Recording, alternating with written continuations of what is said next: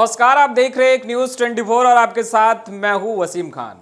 शाम 6 बजे की अब तक की 6 बड़ी खबरों के साथ हम आपसे फिर एक बार मुखातिब हैं और हम खबरों की शुरुआत करेंगे अच्छी खबरों से।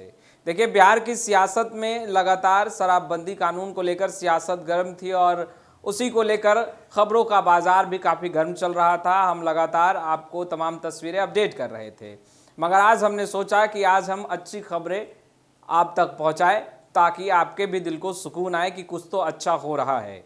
सबसे बड़ी खबर और अच्छी खबर लालू परिवार के लिए, लालू प्रसाद यादव के शुभचिंतकों के लिए। लालू प्रसाद यादव को हॉस्पिटल से डिस्चार्ज कर दिया गया है। हालांकि लालू प्रसाद यादव सिंगापुर में ही रहेंगे और एक्समस डे यानी कि क्रिसमस डे और न्यू ईयर सिंगापुर में अपने परिवार के साथ लालू प्रसाद यादव सेलिब्रेट करेंगे, जिसको लेकर के तैयारियां भी की जा रही हैं। लालू प्रसाद यादव के चेहरे पर चमक भी है, मुस्कान भी है और हर लोग टुकटुकी लगाए देख रहा है कि लालू प्रसाद यादव जब वतन लौटेंगे, अपने बिहार लौटेंगे, तो किस तरीके का अंदाज लालू प्रसाद यादव का देखने को मिलेगा। हालांकि लालू प्रसाद यादव का चुटकुला अंदाज हर लोगों को भाता है। दूसरी अच्छी खबर हम आप तक पहुंचाने जा रहे हैं। वो अच्छी खबर यह है कि बिहार की स्वास्थ्य व्यवस्था, जिस पर लगातार सवाल उठते रहे हैं और कहीं ना कहीं सवालों के घेरे में बिहार की स्वास्थ्य व्यवस्था हमेशा से फंसती रही है, उसको लेकर एक अच्छी खबर यह है कि कोरोना को लेकर के अब बिहार सरकार अलर्ट मोड पर है। मुख्यमंत्री नीतीश कुमार और तेजस्वी यादव एक्शन में दिखाई दे रहे हैं, जिसको लेकर के राजधानी पटना के 4 बड़े अस्पताल में बंदोबस्त दुरुस्त किया जा रहा है। लगभग 2000 आईसीयू बेड तथा 1600 ऑक्सीजन बेड की व्यवस्थाएं की जा रही हैं, ताकि कोरोना के जो मामले हैं, अगर वो केसेस बढ़ते हैं तो स्वास्थ्य व्यवस्था इतना ज़रूर मजबूत हो कि लोगों की जानें बचाई जा सके। क्योंकि आपको याद होगा, जब लॉकडाउन लगा था और कोरोना के केसेस लगातार बढ़ रहे थे तो सबसे ज़्यादा त्राहिमाम मचा था ऑक्सीजन को लेकर के। बेड की व्यवस्था अस्पताल में मौजूद नहीं थी, जिसको लेकर के पेशेंट और मरीज इधर उधर दौड़ते भागते उनके परिजन दिखाई दे रहे थे। खैर, मुख्यमंत्री नीतीश कुमार और बिहार के स्वास्थ्य मंत्री तेजस्वी यादव ने कुछ पहल किया है और उस पहल के दौरान 2000 से अधिक आईसीयू बेड तथा 1600 ऑक्सीजन बेड की सुविधाएं जो हैं वो मुहैया कराई जा रही हैं। खैर, अब हम बात कर लेते हैं शिक्षा व्यवस्था की। बिहार की शिक्षा व्यवस्था वाह जी वाह कहना गलत नहीं होगा।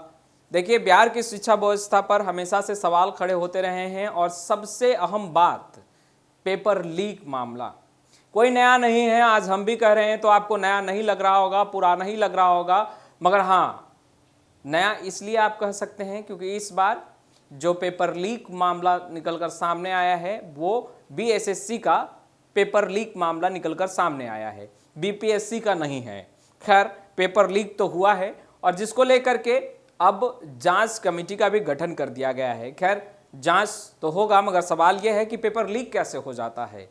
सरकार इन तमाम बिंदुओं पर विचार विमर्श क्यों नहीं करती है। उन बच्चों का क्या होगा जो दिन रात एक कर पढ़ाई करते हैं, मेहनत करते हैं और जब वो एग्जामिनेशन सेंटर पर पहुंचते हैं और उसके बाद उस बच्चे को पता चलता है कि पेपर लीक हो चुका है और उसने जो मेहनत किया है, पूरे साल लगन के साथ, मेहनत के साथ जो पसीना उस बच्चे ने बहाया है, एग्जाम कैंसिल कर दिया गया, कारण पेपर लीक।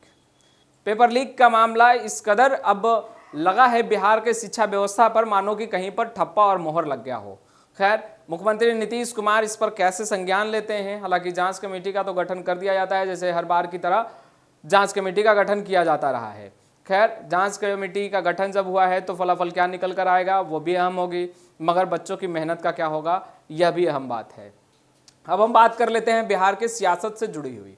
देखिए, बिहार के सियासत में अभी जो घमासान मचा है वो बीजेपी ने मोर्चा खोल दिया है महागठबंधन को लेकर। देखिए, महागठबंधन की सरकार बनी और बीजेपी के तमाम नेता यह कहते नजर आए कि जंगल राज की वापसी हो चुकी है और संजय जायसवाल ने एक बार फिर से इस बात को दोहराया है, क्योंकि अब्दुल बारिक सिद्दीकी ने जिस तरीके से बयान दिया है, अब्दुल बारिक सिद्दीकी को डर लगने लगा है और डर सताता है और अब्दुल बारिक सिद्दीकी ये महसूस भी करते हैं कि उनके बच्चे और वो बिहार में सेफ नहीं है। खैर, देश और बिहार की राजनीति में ये चर्चा खूब होती है और जातिगत बातें तो खूब निकल कर आती है बिहार की राजनीति में, क्योंकि कहीं ना कहीं बिहार की राजनीति हो या देश की राजनीति हो वो जातीय समीकरणों पर ही आधारित है, इससे इनकार तो बिल्कुल नहीं किया जा सकता है।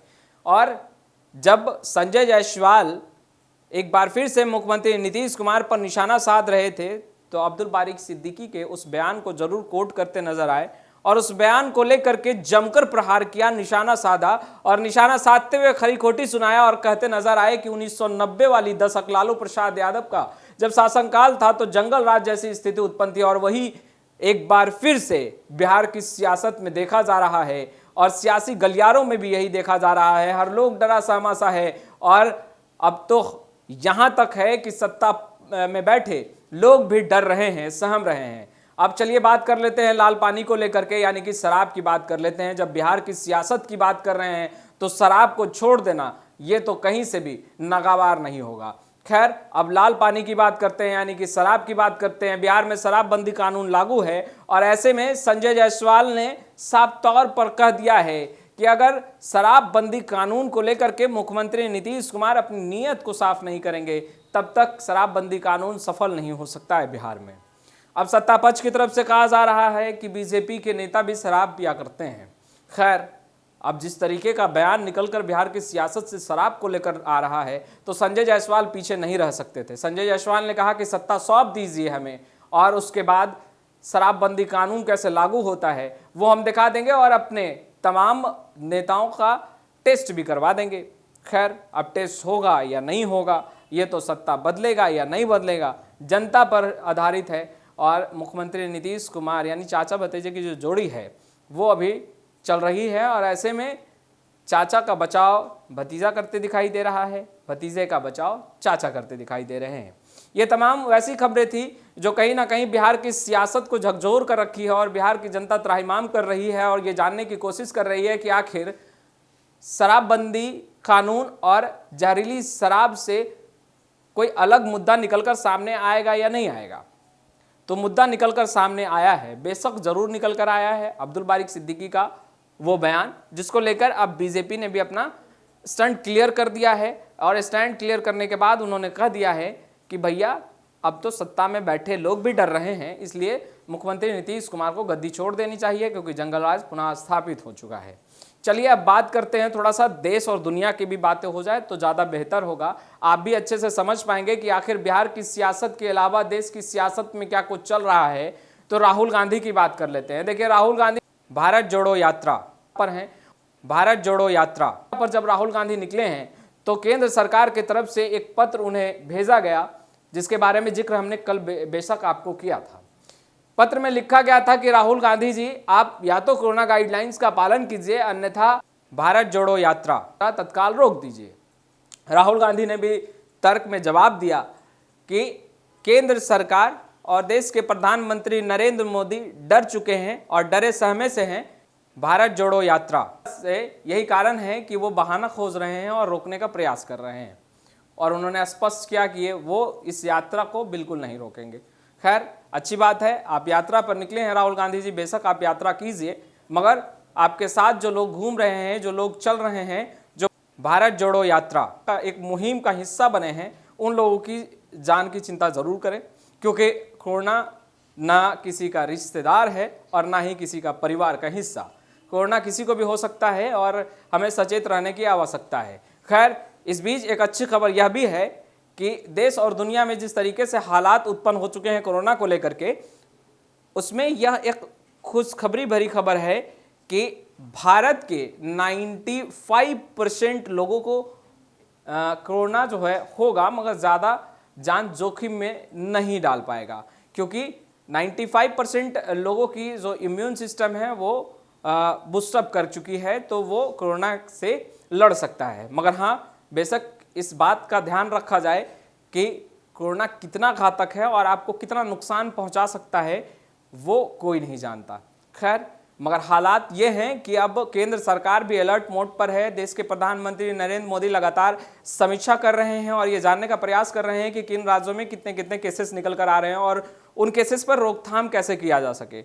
मगर अगर बात करें चीन की बात करें या हम बात करें अफ्रीका की, इन तमाम जगहों की अगर हम बात करें तो वहाँ पर केसेस बेशक बढ़े हैं और चिंता का विषय उत्पन्न अब भारत के लिए भी होता नजर आ रहा है, क्योंकि कोरोना लगातार उनके आंकड़े और कोरोना लगातार पांव पसारता भी दिखाई दे रहा है। तो ऐसे में केंद्र सरकार भी अलर्ट मोड पर है, स्वास्थ्य व्यवस्थाओं को भी दुरुस्त करने की कोशिश की जा रही है ताकि किसी भी प्रकार का अगर आपदा आता है तो उससे निपटा जा सके। अब देखने वाली बात यह है कि लोग कितना सचेत रहते हैं, क्योंकि सरकार बेशक कदम उठा सकती है, गाइडलाइंस जारी कर सकती है, नियम लागू कर सकती है, मगर उन नियमों का पालन हमें और आपको करना है। यानी कि कोरोना से बचना है और कोरोना को जड़ से खत्म करना है तो कोरोना के तमाम गाइडलाइंस को फॉलो करना होगा, यानी कि समय समय पर हाथों को सैनिटाइज करना होगा, मास्क का प्रयोग करना होगा और सोशल डिस्टेंसिंग तो अहम है। जिस बात का जिक्र राहुल गांधी ये कहते हुए दिखाई देते हैं कि वह इस यात्रा को नहीं रोकेंगे और यह केवल बहाना है केंद्र सरकार का। खैर, राहुल गांधी का अपना मानना है। इस वीडियो में इतना ही। वीडियो पसंद आया हो तो खूब लाइक कीजिएगा, खूब शेयर कीजिएगा और अब तक आपने हमारे चैनल को सब्सक्राइब नहीं किया है तो तुरंत सब्सक्राइब कर लीजिएगा। आपका बहुत बहुत शुक्रिया।